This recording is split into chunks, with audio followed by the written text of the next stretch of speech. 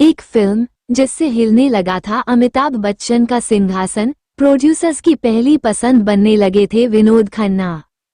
1970 का दशक बॉलीवुड के इतिहास में एक अहम दौर था, जिसने हिंदी सिनेमा में एंग्री यंग मैन के उदय को दिखाया।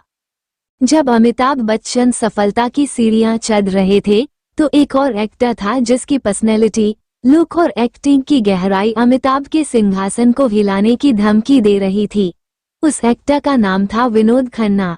आज भी फिल्म के शौकीन इस बात पर बहस करते हैं कि अगर विनोद खन्ना अपने करियर के पीक पर ओशो के पास नहीं गए होते, तो क्या अमिताभ बच्चन सदी के सुपरस्टार बन पाते।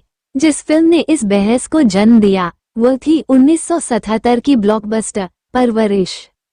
1970 के दशक के आखिर में अमिताभ बच्चन का राज था। जंजीर, दीवार और शोले जैसी फिल्मों ने उन्हें सफलता के उस मुकाम पर पहुंचा दिया था जो किसी और के लिए हासिल करना नामुमकिन लगता था। लेकिन इसी दौरान विनोद खन्ना एक डार्क हॉर्स के रूप में उभरे।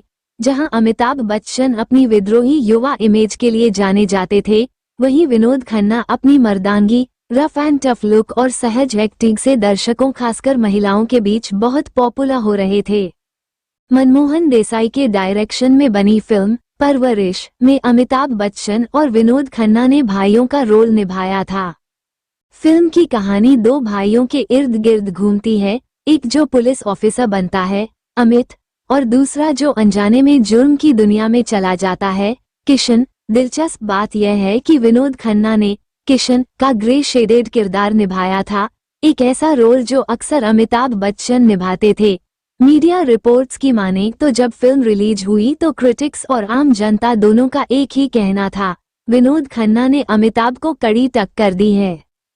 कई सीन में जहां अमिताभ और विनोद एक साथ फ्रेम में थे, विनोद खन्ना की स्क्रीन प्रेजेंस अमिताभ पर भारी पड़ती दिखी।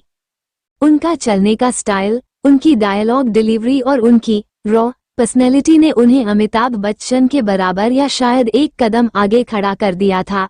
परवरिश की सफलता के बाद इंडस्ट्री में यह आम बात हो गई थी कि विनोद खन्ना ही एकमात्र ऐसे एक्टर हैं जो अमिताभ बच्चन का विकल्प हो सकते हैं।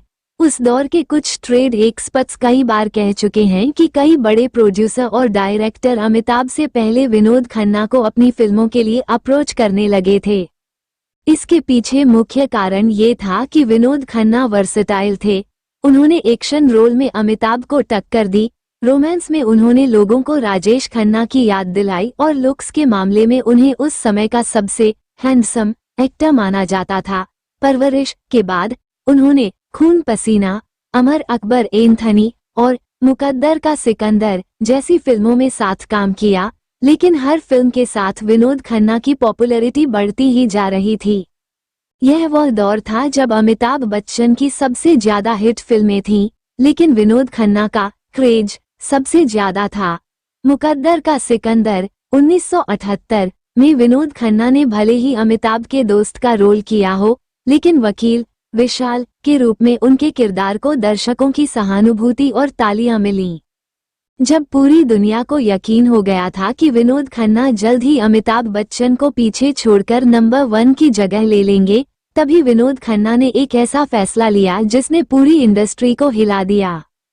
1982 में अपने करियर के पीक पर उन्होंने फिल्म इंडस्ट्री को अलविदा कह दिया और ओशो के आश्रम चले गए। उनके इस फैसले ने अमिताभ बच्चन के लिए रास्ता पूरी तरह साफ कर दिया। अगर विनोद खन्ना ने उस समय ब्रेक नहीं लिया होता तो शायद आज बॉलीवुड का नजारा काफी अलग होता। परवरिश वो फिल्म थी जिसने इस संभावना को जन्म दिया कि बॉलीवुड में सम्राट को चुनौती देने के लिए एक राजा आ गया है। विनोद खन्ना की खासियत ये थी कि उन्होंने अपने करियर की शुरुआत एक विलेन, मन का मीत के तौर पर की थी, लेकिन कड़ी मेहनत से वो एक लीडिंग हीरो बन गए। वो एक ऐसे एक्टर थे जिन्होंने कभी सुपरस्टारडम को अपने सिर पर हावी नहीं होने दिया, और शायद इसलिए जब वो अमिताभ के सामने खड़े हुए तो उनके कॉन्फिडेंस ने उन्हें अमिताभ से भी बड़ा दिखाया।